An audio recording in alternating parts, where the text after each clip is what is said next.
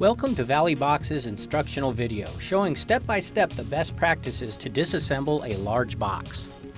Make sure that safety precautions have taken place and be sure to have all personnel wearing safety glasses and protective footwear.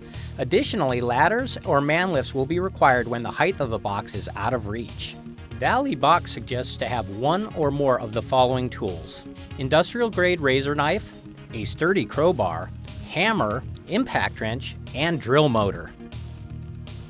Next, evaluate that there is sufficient space for unpacking. Be sure that there is enough clearance for the sides and ends to lay flat around the package and still allow for personnel to move freely about the container. Adequate clearance on all sides of the box is required before disassembly can proceed. Valley Box recommends to take time to discuss with the personnel the procedures that will be taking place. This is a simple step that can help prevent injuries. Using a ladder or a man lift, take a razor knife and cut the roofing tape that can be found along the box seams. Starting from one corner, use an impact wrench to remove the lid lag screws along the upper edge of the box. More than one impact wrench is suggested. Be careful not to remove the joist lag screws, which are slightly lower than the lid screws. If a joist lag screw is removed, the internal beam could fall onto the part and damage it. Once all of the lid screws have been removed, use a crowbar.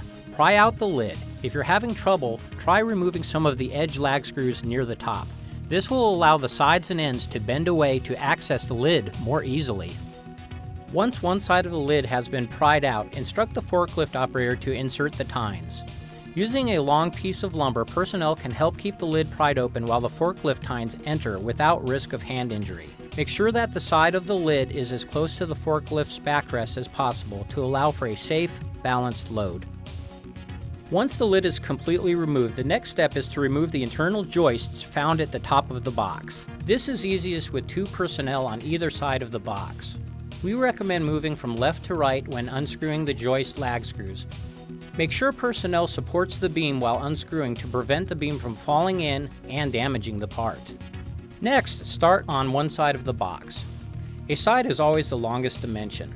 Remove the lag screws from where they secure the end and base.